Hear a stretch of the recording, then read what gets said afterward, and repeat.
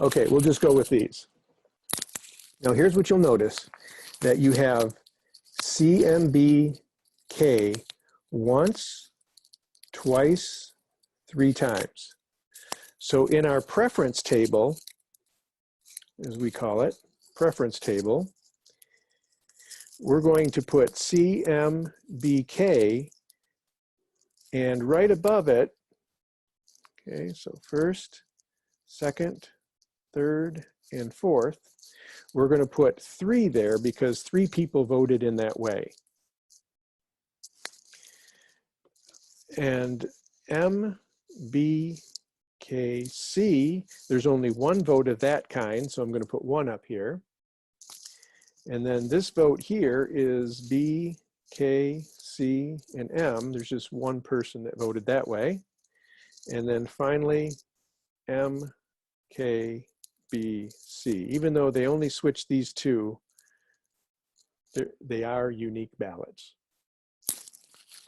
So this is the preference table. And many of our problems will start off with this preference table, and then we have to determine who wins the vote based on this.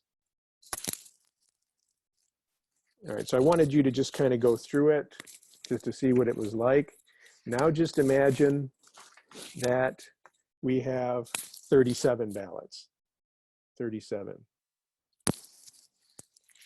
And what they've done for you is they've taken all the ballots that are PRST and they've counted them up. Of these 37 ballots here, just like we did, 14 of them were PRS and T.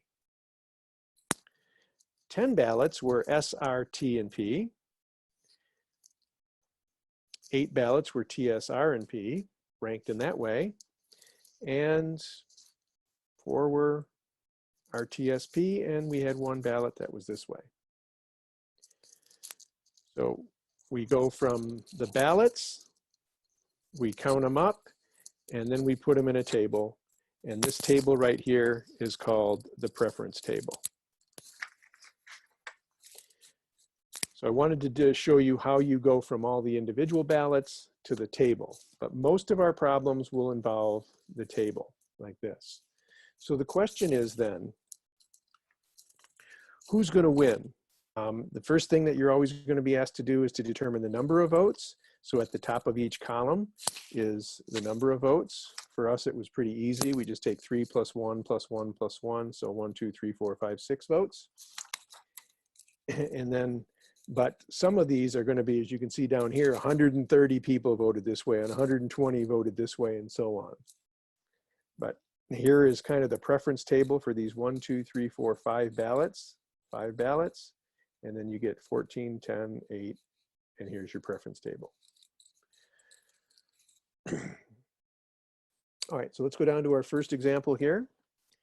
And let's see if I got a, yeah, I think I got a bigger version. Here it is. 4 candidates running for mayor of Smallville. We have A is Antonio, B is Bob, C is Carmen, and D is Donna. The voters were asked to rank all the candidates, order of preference, and we have only 4 different unique ballots. All right, how many people voted?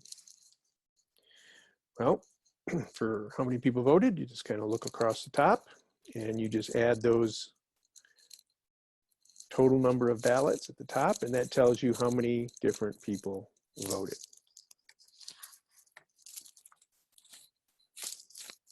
Well, they're easy enough. So that's 250, 350, is that 500? 500. How many people selected the candidates in this order? D, then B, then A, then C. You see it up there?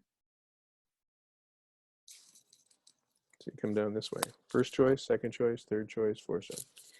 D, then B, then A, then C. So those 100 people right there voted in that way. Just kind of getting comfortable interpreting this preference table.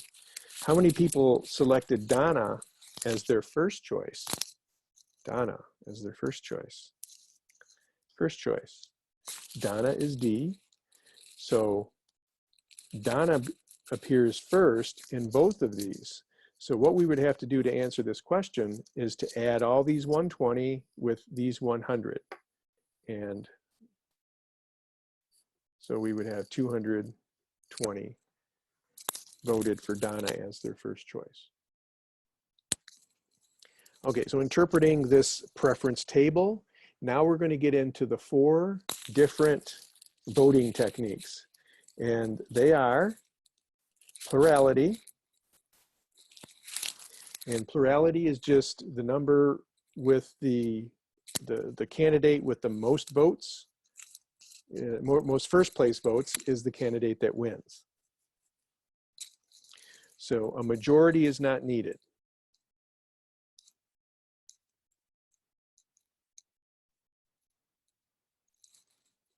A majority is defined by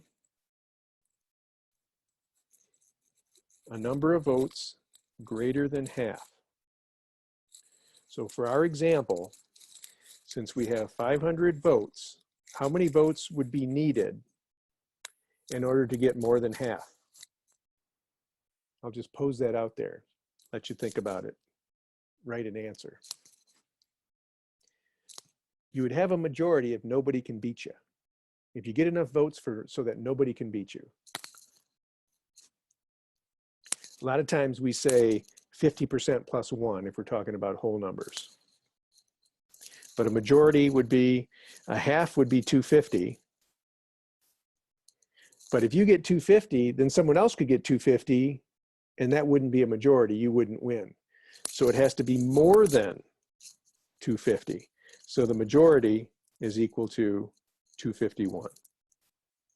If you have 251, then nobody else can beat you. A plurality or a majority is not needed in a plurality. It's just the person who gets the most first place votes. Then there's another one called plurality with elimination. And this one is the same as the plurality vote, but a majority is needed here.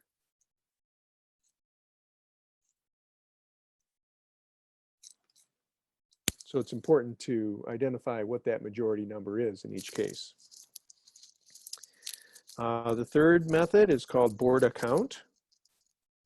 Borda is a surname, probably named after the person who discovered it, but it's based on points. And this is the method that they use if you're familiar with the voting for the Heisman Trophy, the best college football player. This is the method that they use for that. And finally, the fourth one is a method called pairwise comparison. And in this one, we have several one-on-one competitions. The other way to say that is if we put each candidate, if there's only 2 candidates involved, like Antonio and Bob, who would win between Antonio and Bob based on this? Who would win between Antonio and Carmen based on this?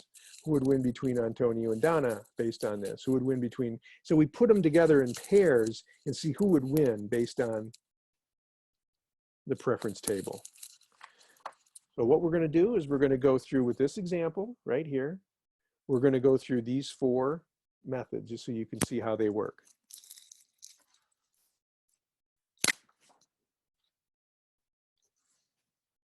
All right, first of all, the plurality method. The candidate or candidates, because there could be a tie, with the most first place votes is the winner. So here's what we're going to do. We're going to identify just the number of first place votes. This method is going to be the fastest of all of them.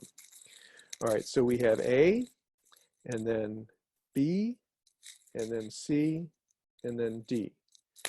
Now we know that there are 500 votes. So when we add up the number of first place votes for A and B and C and D, Antonio, Bob, and Carmen, and Donna, these 4 numbers have to add to 500, and that's how you check.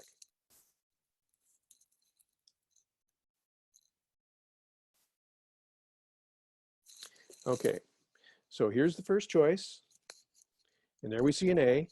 So A gets how many votes? 130. And how many first place votes does B get? 0. Good. And C? 150. And finally, D? Yeah, there's the 220. Here's where we would take both of those two numbers and add them together like we did earlier. And if you add this number, 130 and 150 is 280, and then 220 adds up. Okay, the candidate with the most first place votes wins. So who wins? Donna's going to win because D has the most votes. Okay, now we know that the majority is equal to 251 votes. Nobody has a majority here. And so the plurality with elimination method requires a majority.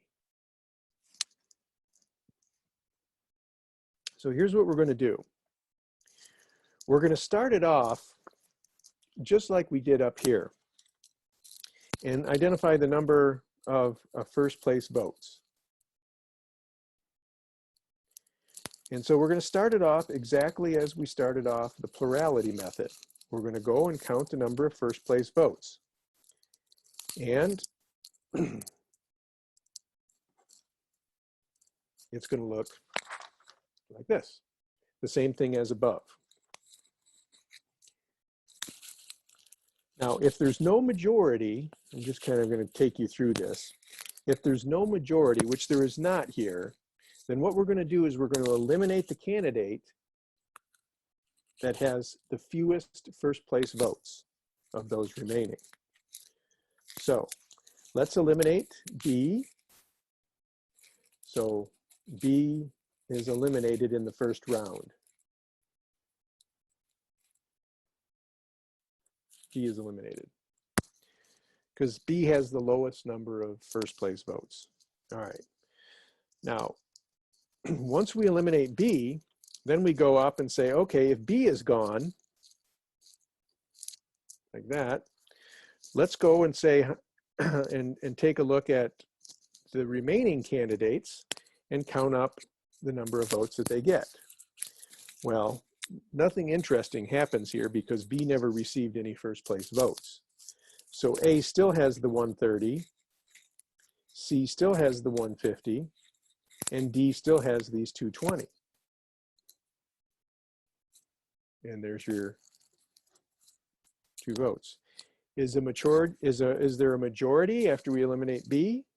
Did someone achieve the 251 majority? And the answer is no, nobody has more than 250. So we eliminate the candidate that has the fewest number of first place votes, and that would be A.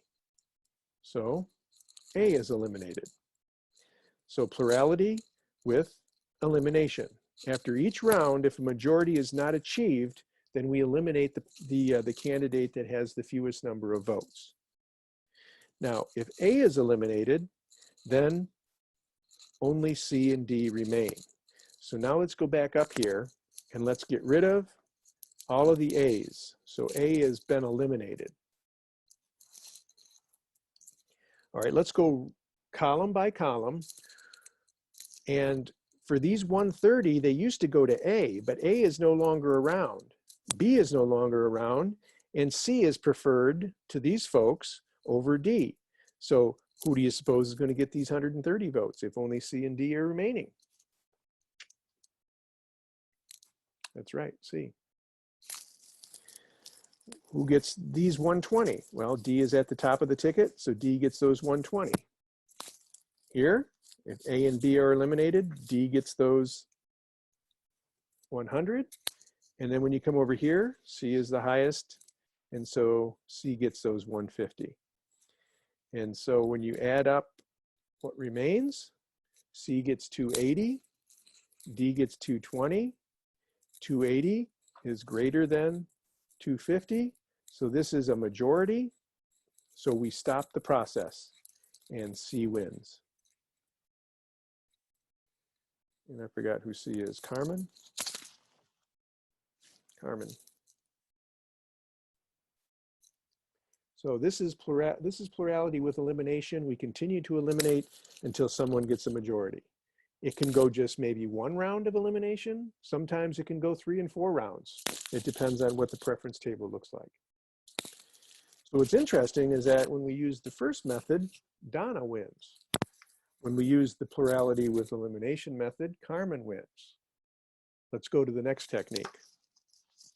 And this one's called the board account. And when you have four candidates, you're going to assign a point total. And if there are 4 candidates, you're going to assign 4 points to every first place vote. And then it's going to go down from there. 3 points if you get a second place vote, 2 points if you get a third place vote, and 1 point if you get a fourth place vote. And this is just how this particular method works. I mean, there are other systems that are variations of this where they give, 10, 7, 3, 0 or something like that. But for ours, the number of points given will be equal to the number of candidates is the maximum number of points, and then we're going to go down by 1. So if there were 5 candidates, then the first choice candidate would get 5 points. It would go 5, 4, 3, 2, 1. So we always start at the number of candidates and end at 1. So we're going to calculate the points for each one of the candidates. Now you can, maybe devise your own method here, but one thing that you can do is you can say that there are 130 ballots, and there are 4 points for each one of these. So you might take 4 times 130, because there are 130 people that voted this way, and each one gives the candidate A 4 points. And then 4 times 120, because there's 120 votes, and 4 times 100 here, and 4 times 150 here. And then down here, you get 3 points for all of the votes in each of these for a second place vote. So there are 130 votes worth 3 points each here, 120 votes worth 3 points here, 100 votes worth 3 points here, and so on. You can see how this pattern is going to continue. 2 points times the number of votes of that kind. So times 130, times 120. You'll definitely see a pattern after you work through this. And then finally, if they receive a fourth place votes, then that's just 1 point for each one of those votes.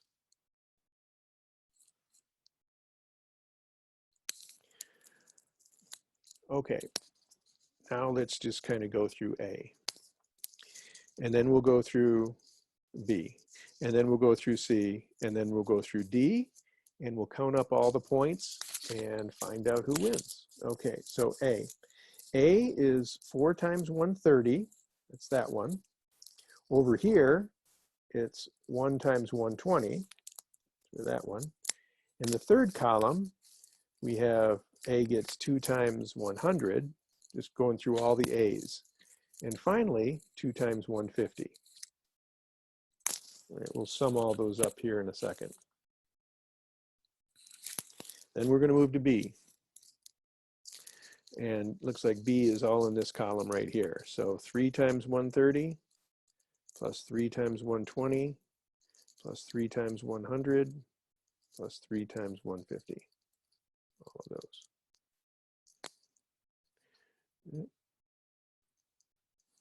Then we'll jump to C. In the first column, 2 times 130. And the next column, C gets 2 times 120. And the third column, 1 times 100. And finally, 4 times 150, all the way up here. And then D remains. And so D gets 1 times 130 plus 4 times 120 plus 4 times 100. And then finally, 1 times 150. And it's very easy to make a mistake, so I'll show you how you can check your results. All right, just get each of these on your calculator. 4 times 130 plus 120 plus 200 plus 300. Okay, so 1140 here. 390 plus 360 plus 300 plus 450. 1500 here.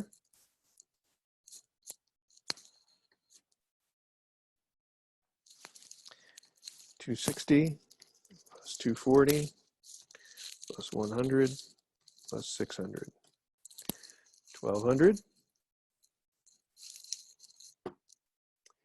And finally, 130 plus 480 plus 400 plus 150. 1160.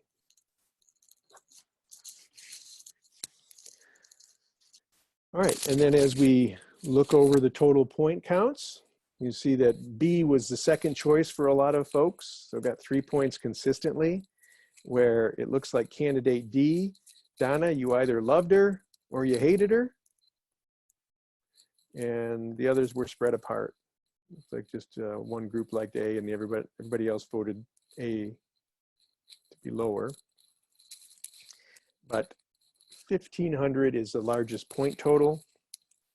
So B wins, and B is Bob. So in the first case, Donna wins. The second case, Carmen wins. Using the third voting method, the board account method, Bob is going to win. Now, when you add up these points, I want to show you how you can check, because it's easy to make an error with these. You get 5,000. All right. For each ballot, you're going to award 4 points. You're also going to award 3 points. You're also going to award 2 points for the third place candidate, and you're going to award 1 point. So for each ballot, there are 10 points.